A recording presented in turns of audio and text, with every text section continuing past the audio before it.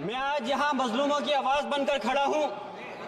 उन करोड़ों भारतीय मुसलमान और अल्पसंख्यकों की जद्दोजहद और हक की बात करना चाहता हूँ जो इस देश का अटूट हिस्सा हैं। मेरे अल्फाज बंटवारे के नहीं बल्कि इत्तेहाद के हैं।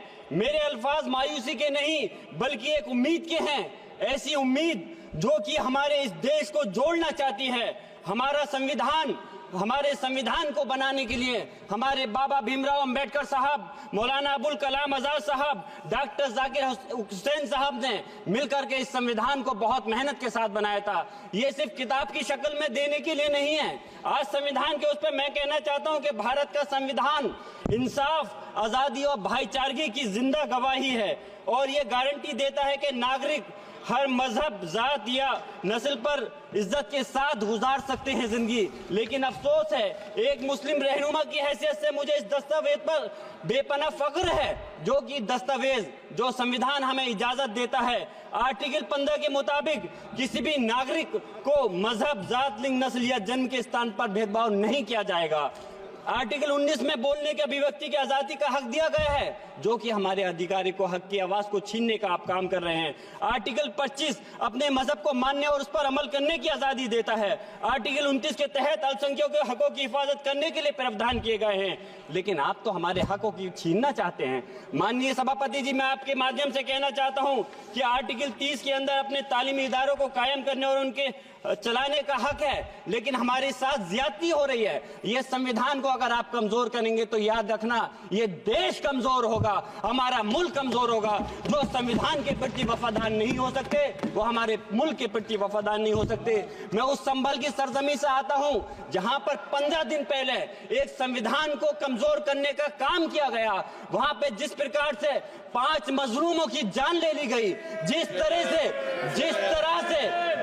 30 से ज्यादा लोगों को गोली मारकर घायल कर दिया गया और 27 से 50 से ज्यादा लोगों के खिलाफ मुकदमा दर्ज किया गया।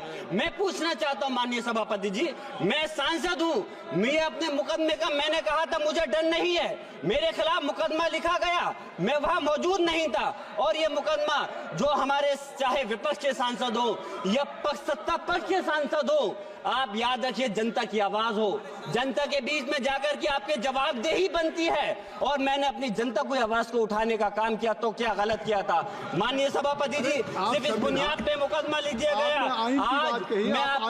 आज मैं आपको बताना पॉइंट पे बोल रहा हूँ, संविधान पर ही बोल रहा हूँ माननीय सभापति जी। आज मैं चाहता हूँ उन लोगों को इंसाफ मिलना चाहिए जो जिन्होंने ज्यादती की है, उनको सजा मिलनी चाहिए। और आज एक इमाम को सिर्फ इसलिए गिरफ्तार कर लिया गया संभल के अंदर कि सिर्फ उन्होंने अजान लाउड स्पीकर से दे दी थी। अफसोस है कि आज हमारे साथ ऐसी ज्यादती हो रही है। माननीय अध्यक्ष जी, हमारा संविधान किसानों को मजबूती की बात करता है जो इस देश की रीढ़ की हड्डी है। 130 किसान जो 10 दिन से ज्यादा समय से जेल में बंद हैं, आप किसानों को हक नहीं दे पा रहे तो किसको हक देने का काम करोगे? मैं अफसोस करता हूँ आज पूरे प्रदेश और मुल्क के अंदर जिस तरह से हमारे लोगों की हिफाजत नहीं की जा रही। एक मॉब लिंचिंग सिर्फ धर्म के नाम पर, अगर कोई मुस्लिम है, ओबीसी है या पिछड़ा समाज का, एससी समाज का है तो नाम पूछ करके उसकी हत्या कर दी जाती है।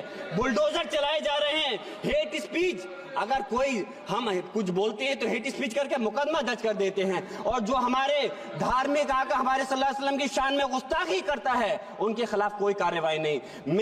मेरे पास समय कम है इसलिए तेजी के साथ में मुझे बोलना पड़ रहा है। माननीय सभापति महोदय जी, ये सवाल बंटवारे का नहीं बल्कि हम वतनों के लिए जिनका जमीर मर गया है उनके जमीर को जिंदा करने के लिए है।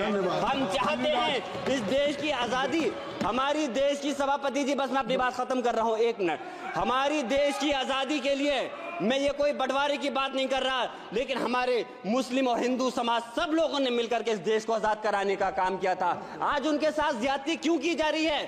हम लोग अपने इस मुल्क के अंदर मजबूरी से नहीं रुके बल्कि हम जो है अपनी मर्जी से रुके थे। हमारी मुल्क को आजाद कराने में हजारों लाखों मुसलमानों ने शहीद हुए थे। माननीय सभापति जी, कॉन्क्लूड कर रहा हूँ सिर्फ राजकुमार से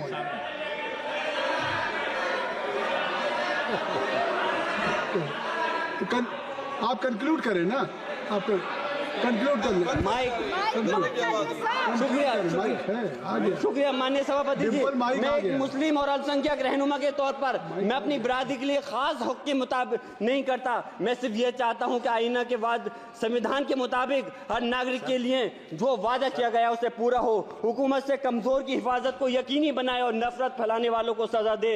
और मैं अपनी बात इस शेर के साथ खत्म करना चाहता हूं जो कि हबीब जालिब का शेर है।